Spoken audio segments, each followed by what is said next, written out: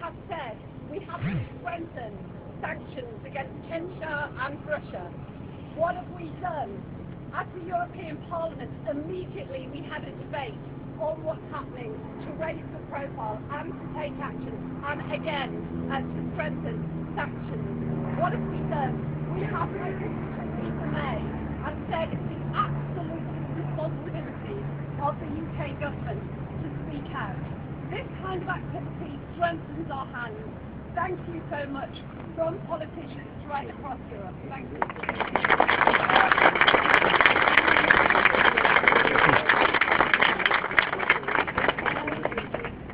I think as important as it is to engage with the political side of things, it's also important in these kind of times to remember that we need to be building community with each other, because we are communities, and so I've got these speakers from the local LGBTI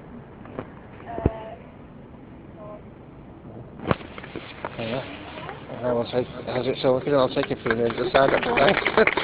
You know what's coming through here?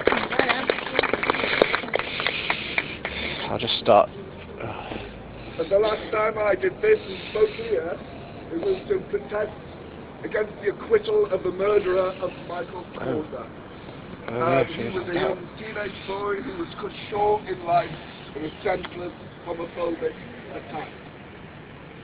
And that was the moment really that it really came home to me as a gay man living in Liverpool.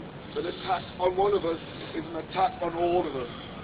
I think we need to extend that sense of community beyond the boundaries of our city, where we have come together, and extend the community across the world and internationally to the people of Chechnya. I don't know if they have any idea that we'll be meeting on these steps today in their way, but I hope that that's, like a beacon of light from hill to hill to hill, that somehow that is communicated and they feel supported by that. There are also communities in Russia who are working to rescue people from those circumstances, and it's important that we offer our solidarity as a community to them. You can donate money on their website to Russian LGBT networks, and they use that to provide engagement, safe houses for these refugees. For refugees is what they are. This attack on people's rights in Chechnya hasn't come out of nowhere. It's a boil on the surface of buggering right-wing hatred that can emerge anywhere. It has emerged here in the attack on Michael Korda. Thank goodness the remarks of the Chechen Prime Minister that there are no gay people in Chechnya couldn't possibly be said of this city, of our city, because we won't shut up for long enough for anybody to say that. So I think shout it loud for Chechnya, give money to the charities to get the people safe, and to continue to make a noise in Liverpool, because in the words of HIV activist Larry Kramer, silence equals death.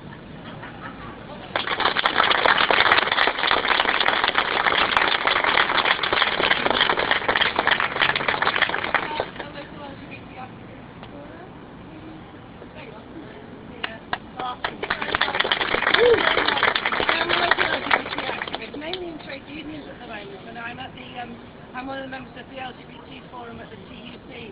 And thank you so much for organising this. And it's really tremendous to see so many people and such a wide range of ages to turn out today to signal our solidarity against this atrocity. What's happening in Chechnya at the moment is no less than a crime against humanity. It's an absolute disgrace. We have to raise it everywhere we go. We have to say to the UK government, actually, open your borders to refugees. Grant those people asylum if they ask for it. The policy on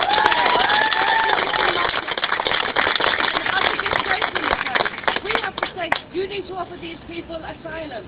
To hold people in a detention centre is itself a crime against humanity. No person should be held in a detention centre. Not the LGBT people in Chechnya, and not any of the other refugees across Europe who are being held in detention centres at the moment. I went a few months ago and I worked in the Calais refugee centre. It's not a detention centre, and it was dispersed, and it was burnt to the ground by the French police and all the rest of it. It's an utter disgrace. We stand in solidarity with the LGBT people who are being being victimized by who are being attacked in Chechnya, but I stand in solidarity with all refugees across Europe for a better solution for them. It is a chilling time. It's a chilling time when you hear of potential sentence like this. But it's a chilling time as well when you look across the world and you see that those LGBT rights which we fought for, could be rolled back overnight. And especially when you look across to the United States and you see such a powerful leader as they do have in the United States, and the way that he wants to turn back all the legislation, turn back the right 2020 census, as you know, will not have LGBT as a category on it, so we'll be instantly invisible in the United States. There will be no more LGBT people because they won't be registered on anything. And I'm going to tell you two more things that I'm going to do to stand up for LGBT rights. The first one is it's an utter disgrace that Trump, homophobic Trump, is being invited here on a state visit. And we need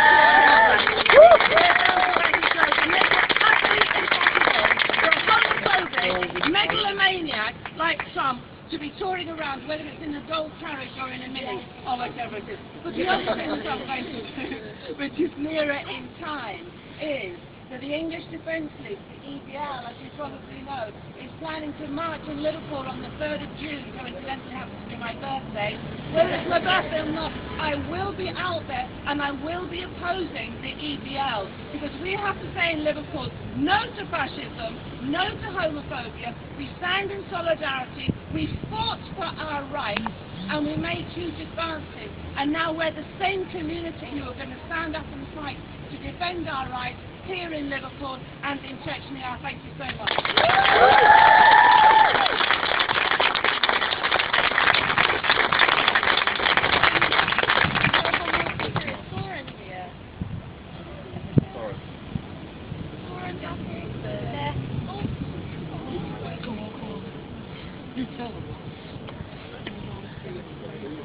Yeah, very cool.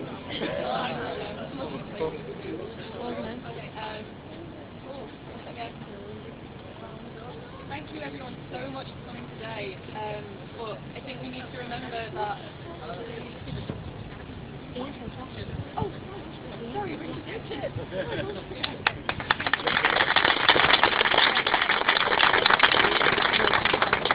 Thank you very much. I didn't mind being left out because I actually agree with everything that everyone else has already said. And that is actually an important point. Councillor Paul said before he was assistant mayor that he was speaking for the whole council. I actually lead an opposition party to the council, but I can tell you that Nick was speaking for me, and I'm sure all members of the city council. We sometimes have debates on these issues, and that's quite right. Debates about what we do with gay rights in this city or elsewhere. But we never have arguments about it. Because when we have those debates, what we're trying to do is come together to make sure that all people's needs and rights are satisfied. Chechnya is a long way away, and it would be all too easy to forget about our colleagues, our friends and people who are like us there. In many parts of Russia, just to be different, whether it's a colour or a religion, never mind your gender or sexuality, is almost a crime. And that's why I listened with great interest to what Theresa Griffin, our MEP, said. We cannot do this alone. My suspicion is that we as a country, given the government that we have, don't actually want to do much about this at all. But at the moment we have that safeguard of being part of a union of 28 countries who can, if they choose, be very powerful on issues like this. So I will do my bit. Theresa is working internationally within the EU. I represent this country on the World Body for Local Government. We too have an LGBT group who fight these issues, these problems, not only in Russia, but right the way across Africa, where the same problems are had.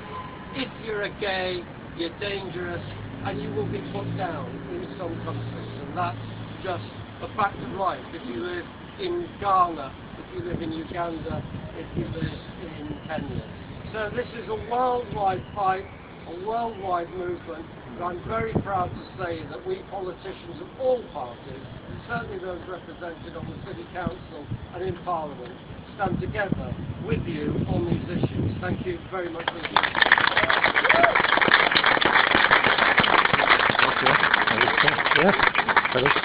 Yeah, one viewer, that's good. Thanks, good. If anyone wants to say anything, okay. One viewer, and that was from the Liberal Democrats there. But like I started to say before, it's important to remember that this event is not isolated, this is not the end of the issue. We need to continue making a racket about these kind of things on social media and in person. We need to get this in the news, because it's not in the news much at all. That's why I started organising this. So that's definitely something to take away from today. Post about it as much as possible. Don't ignore the issue. Keep making a racket about it. Yeah, thank you everyone for coming.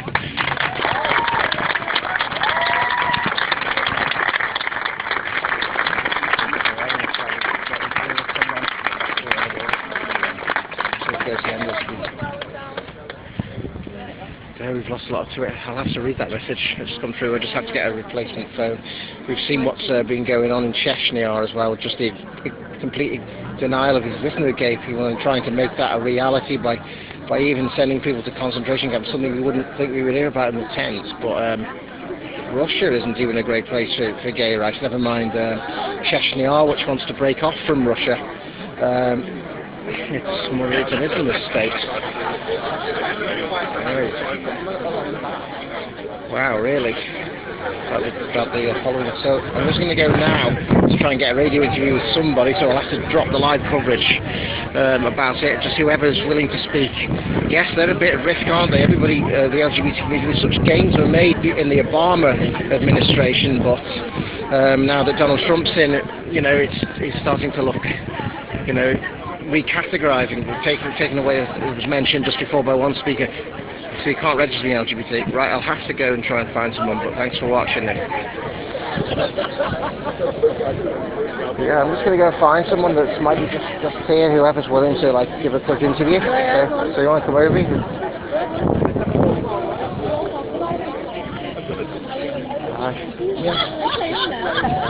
By the way, apologies. Oh, yeah. On the external policy, you're actually having a lot of meetings with about gay rights.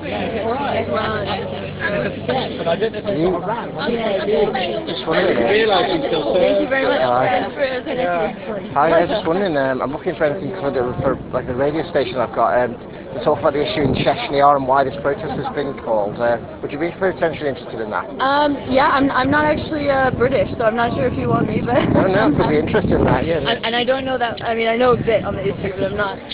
Well, we'll get a bit of you on to what your thoughts are, or have you experienced anything with Trump? That might be interesting as well, with the change over there. Yes, yeah, good guess, I'm American. Yeah, of course it is a good guess. Okay, so I'm here, we'll start in this part. We're here, there's been a sort of rally, a gathering called, right, because of what's gone on in Chechnya, and it would seem unprecedented to many people, especially if you didn't know the background, that gay people are being sent to concentration camps and detained by police. Generally, there's an anti-LGBT feeling in Chechnya, and even in Russia as a whole. And Chechnya is trying to break free of Russia, and it's more of an Islamist. Sort of the power setup is more to do that. So what's your thoughts then on this? You're from America now. You're saying that. That's what you're saying, America now. Yes, I am from the US. Yeah, and good guess, as you said, when I heard your accent. Oh, I wonder where you're from. Have you noticed any change in things since Donald Trump's come into power? I think maybe most notably is the issues with transgender rights, and I think that it's an issue that could have kind of gone either way depending on who came into office, and now I think that Trump has come into office. It's been, I think, a lot of people that are anti-LGBT, especially in North Carolina with the bathroom issues, I think that they've felt much more empowered in kind of discriminating against us. So it's empowering people who have got some prejudices, including anti-LGBT. So what state are you from? I'm from Colorado. Colorado. So you think it would be a lot more liberal there? I mean, they've legalized marijuana. Yeah, it is liberal, but I have a transgender cousin actually in my family, and just seeing the issues that change even from state to state. So right now, for example, he can't travel because they're not allowing him to go through security without being fully patted down. And so he feels very uncomfortable with that. And so now, I mean, just seeing kind of how it does differ states, and also with transgender bathrooms, that's more of a state than a national issue. So some states he goes to, if he were to travel, it would be fine. But other states, now he would be discriminated against. So it is quite sad seeing that, there is kind of no, national agreement on how to treat. So the gains that have been made by Obama, you kind of almost, you're hearing things, seeing things that kind of point to them going back another way. I think that there's no way that any of the gains by Obama will be erased, which is good. But I think the general sentiment is that now it is. Those gains will kind of end for now, and that's why people coming together is very important. But just hearing solidarity of people with LGBT struggles around the world, including Chechnya, of course. Yes, absolutely. So for background on what's happened with Chechnya, we just know that gay people are facing oppression, even a denial of existence by the government. They're trying to bring that into reality just by sending people to the country. Let's tell us what's happening in the US. I'm sorry, I didn't understand the question exactly. Sorry. No, I was just kind of rounding up on that one. Just sort of summarising it. Fair enough. Yeah. No, I think it is. It's a worldwide issue, and we need worldwide attention. So, hopefully, as people continue to hold rallies like this, it will, raise awareness, and then that will actually lead to change. Because it can't end at rallies. Just because we've made gains in tolerance in the UK, the US for now, and in Europe, of course, doesn't mean to say that these issues are it's such a sobering thing to hear about how far to go it is in some places like Chechnya. Exactly, it can't stop. All right, well, thank you so much. Thank you. I've got to speak to MPs. Have you seen one of the other speakers around still? Anybody who's a speaker? No, I've only just got here. Gosh. Oh.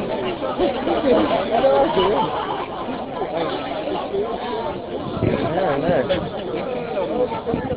Exactly, yes. Because they were just there. Oh yeah, they were just there. We should have spoken to them. The organised girl here. Should we lay them all down like 5 days? I just wondered actually, just from like a sort of socialist radio station, just wondering if any of you would be interested in getting just a short interview about kind of talking about what's happening in Chechnya, generally why it's called explosive, why is it, how bad is it, Would that be alright? Yeah. Yeah, go ahead. Okay. So we're in Liverpool. We're in Derby Square. It's called. That's a heck of a long way from somewhere like say Grozny in Chechnya. But that's what it's about today. We've seen MPs, MEPs come up. We've seen an MP from the Liberal Democrats. They've all just left right now, talking about gay rights.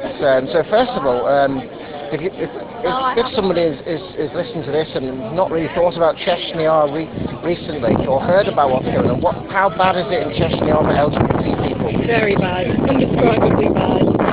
Essentially, what we know is that over 100 gay and bisexual men, or suspected gay and bisexual men, have been essentially rounded up and put into modern-day concentration camps because of their sexuality by local authorities, so it's institutional, it's by the police.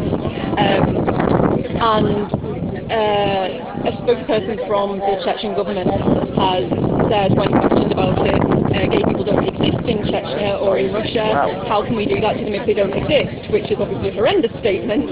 Trying to make sure they don't exist, isn't it? Right. Oh, they don't exist. We don't like these sorts of people, so they don't exist. Yeah, and kind of people thing we are heard in escaping giving their accounts of what's happened to them, and journalists are sort of speaking out, and they're being condemned for it in Russia. They're being,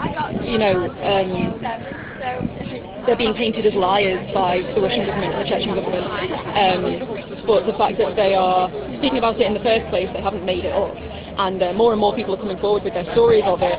that is something that we can be sure of. It is happening. It's just we need to glean more information about it and, you know, make a big fuss about it, get it in the news so that we can find out more about it. When we think about concentration camps, you kind of think of the World War II ones. You know, I mean, is it that bad? Is it just kidnapping people and keeping them there and treating them horrendously? Is it all of that stuff that we would associate with concentration camps that they're doing in Chechnya? Yeah, people right being now? captured, tortured, tortured in all manner.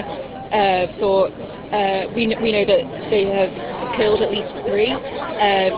We don't, although that statistic I read about a week ago, so we don't know how many more people they might have killed in this process. But yeah, definitely a lot of torture, and it's not really something that we can stand for. It's not so bad, in particularly 2017. Why is it taking until now and then to sort of rear its ugly head? We know that obviously it's not been a great place for LGBT people for however long. You know, it's been trying to gain independence from Russia. It's not great in Russia itself, because Russia doesn't seem to have much tolerance for LGBT people either. But why 2017? Why has it come to this year, do you think, in that country? That's a really interesting question. I don't know if it's so much the fact that things are just happening now in 2017 for the first time, or if we're finding out about them for the first time because of social media and the news and things like that. Obviously, social media has a huge impact on how we spread information and how we glean information. That's the second time I said the word glean. Gleaning it, trying to extract what's going on. Yeah, I don't know if it is a matter of that it's starting to happen or if we're just starting to find out about it. But I really can't answer that with any authority, but I think definitely how we spread news nowadays has a big role in why it seems like this is very sudden. And now we know about it, you know, we've got the internet and people have got their stories out and, you know, they can't suppress it. No matter what they do with journalists, it's going to get out. What is starting to happen? What are people doing in there to try and stop what's going on? What's going on? Well, I mean, I organised this rally in conjunction with a few different people across the UK. In England and in Scotland, we've had several rallies going on today to raise awareness of this, to get it in the news, because I figure if people don't know about it, they can't do anything about it in the first place. So that's the first step, raising awareness of it.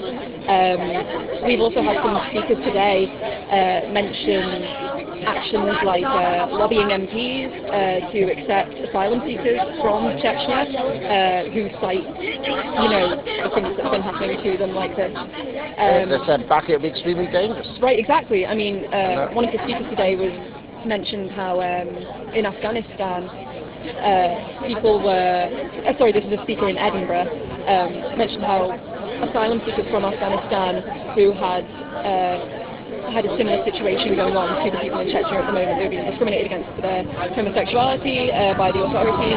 They sought asylum in the UK and they were sent back to Afghanistan and just told to act straight and pretend they weren't gay, which is what we had not to do acceptable at all. in the 50s and 60s before we finally got the law changed in the UK, because gay sex was illegal. People had to be in the closet literally. Yeah. And we're just saying, oh, that's the solution, let's just go back to that everywhere. And they were also talking not just about Chechnya, but also, you know, we've got some countries in Africa where there's a lot of power with fundamental Christianity. 2 were named to be particularly problems with LGBT people, Kenya and Uganda.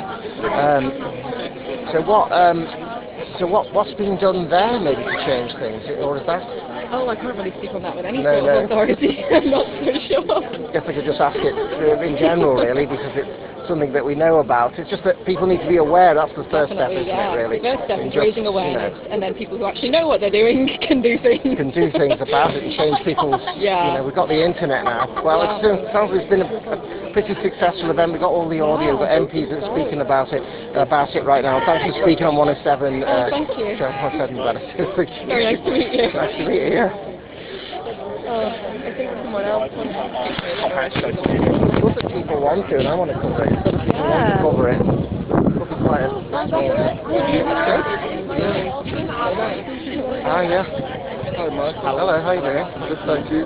Hi. I'm Andy. Andy, hi, nice to meet you, yeah. Yes. Have you been to the whole thing? Yeah. Have you, yeah? Yeah, we spoke. Oh, right, yeah. You know, because I'm asking just for a short interview about the situation.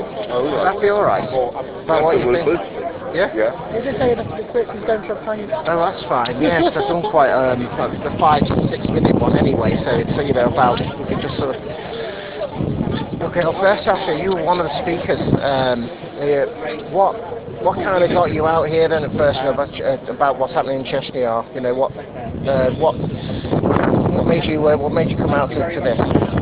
Well, I'm a member of Gay Man, and I'm organised as a mental health trust called Queer Notions. So as part of that community, I wanted to stand in solidarity with my community in support of the people who have been persecuted in Chechnya. And I was asked by Helena to speak as a community representative, I suppose. So it's obviously going to be extremely shocking to people, the idea that people are being sent to concentration. We know that across the world, LGBT rights are not completely recognised. There's been lots of strides made in the West. How do you think, you know, with the strides that we've made in these countries that we live in now, how do you think we can start to do it in places like Chechnya, where we're hearing reports of such treatment? I think it's important to bear in mind that while we've made strides in this country, people are still the victims of homophobic abuse and attack. And as I mentioned in my speech, there was a young man murdered in Liverpool a number of years ago. The response to the city of that has been good, but the murderer was acquitted by the British legal system. So I think we should not imagine that we stand above the atrocities that are happening elsewhere. We've still got more work to do. It's all part of a continuum, I suppose.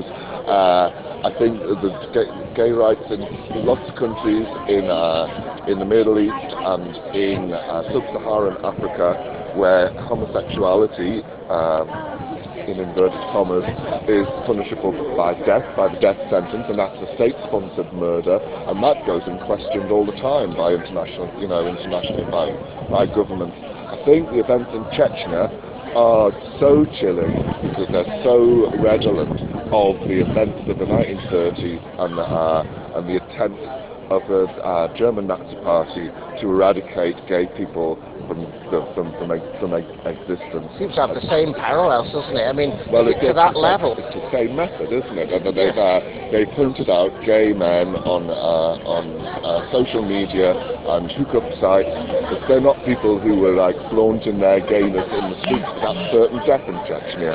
They're people who've been sought out, persecuted, rounded up, separated from society, their existence denied, and then their annihilation will occur in silence. And that's why at least we're coming here to raise the awareness that this is going on. You know, we've got the social media, we can get this and further put it out that it's going on. And it seems to be almost to that level. People have died from being held, you know, it's that level. And still it doesn't get on the broadcast media. So I don't know what you have to do. But this is one of the things in our attempts anyway, to make some noise and get the issue noticed and people caring about it to the same degree that we do. Because at the minute it's patently obvious that they don't. Maybe there's a suggestion on this very interview. Channel 4's Unreported World should be doing it, something like that. Well, I don't know why it's not on the. If it was policemen in Paris, then it's constantly on the 6 o'clock news, isn't it? Yes, so that's what we need to do. We need to get, you know, to put pressure on the country, the one that runs it, because it's a sort of enclave within Russia that wants independence, and it's heavily Islamist. So we need to put pressure on through more awareness. You know. And we need to put pressure on our government, who don't appear to give a shit, to make that point. That's it, and especially by making people aware of it. Actually getting it on the national media would be a start, really, rather than just social media. Thanks for speaking on about it. Right, I am going to be tight now. I'm trying to breathe and and that's how it happens.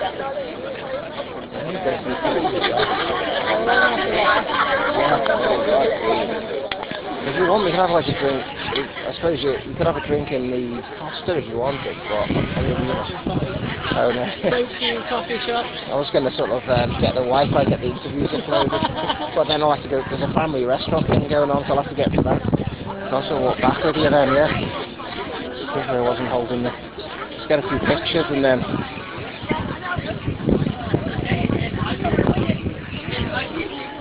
And the flag's going to get taken off now. Yeah, they don't come for free, unfortunately. No. I get you there, decide. Thanks, yeah. Stop murder, what's happening in Chechnya?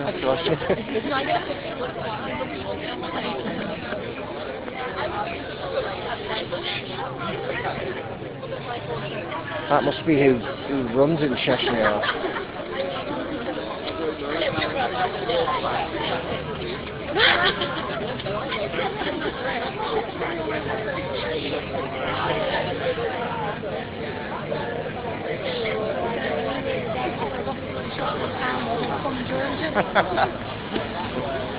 Oh, yeah. Oh, no. I don't know where it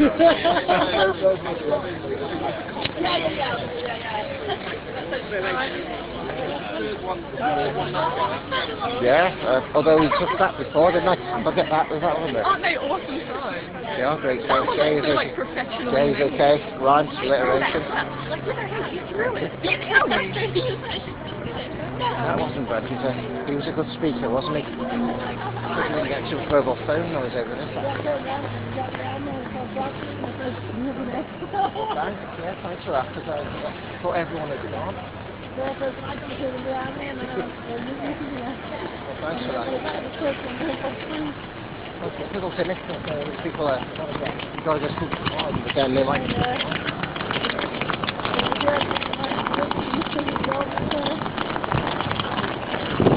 Wi-Fi in there, you see.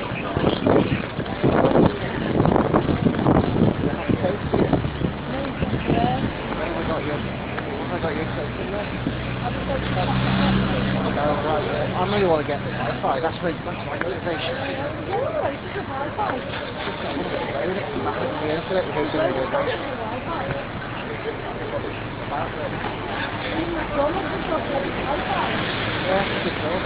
I'm not